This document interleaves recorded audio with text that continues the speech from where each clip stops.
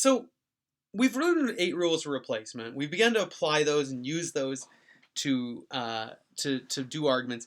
And some of you may be going, "Oh my goodness, this is getting complex." And now you're going to give me 10 rules of replacement.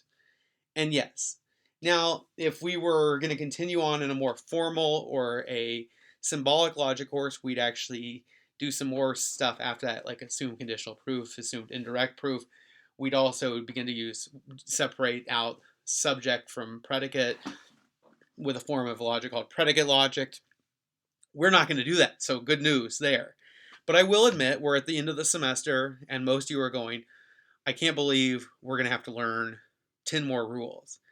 Yes, we are, but I also want to assure you that this is not nearly as scary as you might think. These 10 rules of replacement, if you were to do a truth table, which is what you did in the first part of this module, on these, comparing the statements, what you would find is these are logically equivalent statements.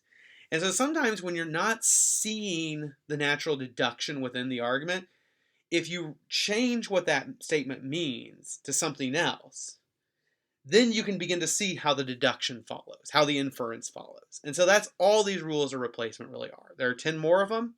You go through them.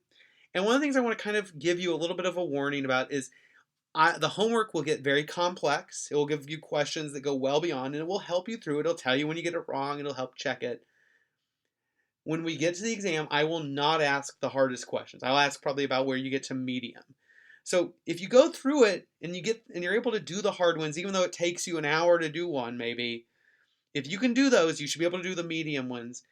And that's kind of where we're aiming for. We're going to try to get you a little bit beyond that so you can do well and get at least the medium or basic level completed. Good luck.